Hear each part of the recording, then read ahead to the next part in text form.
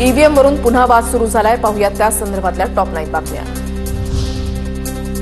EVM hack करून निवडणुकीचा निकाल बदलणं शक्य। अमेरिकी नॅशनल इंटेलिजन्सच्या संचालिका तुलसी गबार्ड यांचं मोठं वक्तव्य। ईव्हीएमवर शंका उपस्थित करत अमेरिकेमध्ये मतपत्रिकेद्वारेच मतदान करण्याचा सल्ला। भारतामध्ये वापरले जाणारे ईव्हीएम मशीन सुरक्षितच, गबार्ड यांचा दावा। भारतीय निवडणूक आयोगानं फेटाळला। सूत्रांची माहिती, इंटरनेट किंवा इन्फ्रारेडशी जोडता येत नसल्यानं ईव्हीएम सुरक्षितच, आयोगाचा दावा। ईव्हीएम हॅक होण्याच्या दाव्यावर सर्वोच्च न्यायालयानं दखल घ्यावी। गबार्ड यांच्या दाव्यावरून काँग्रेसची विनंती, तर सरकार आणि निवडणूक आयोगानं ईव्हीएम मुद्द्यावर स्पष्टीकरण देण्याचीही मागणी। भारतीय निवडणूक आयोग भारतीय जनता पार्टीची एक्सटेंडेड ब्रांच, कुरेशी शेषन यांच्या काळामधील तो आयोग नाही। महाराष्ट्रामध्ये ईव्हीएम हॅक झालंय। गबार्ड यांच्या वक्तव्यावरून संजय राऊतांचा निवडणूक आयोगासह भाजपवर निशाणा।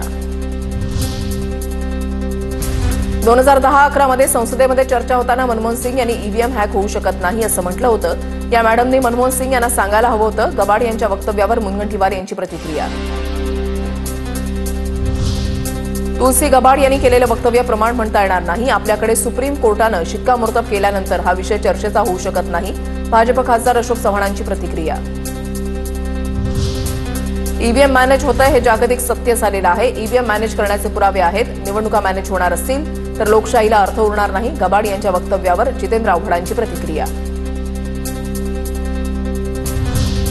आम्ही वारंवार सांगतोय की ईव्हीएम हॅक करता येतं। महाराष्ट्रामध्ये वातावरण वेगळं असताना निकाल वेगळे लागले। जनतेच्या मागणीनुसार बॅलेट पेपरवर निवडणुका होऊ द्या, अंबादास दानवेंची प्रतिक्रिया।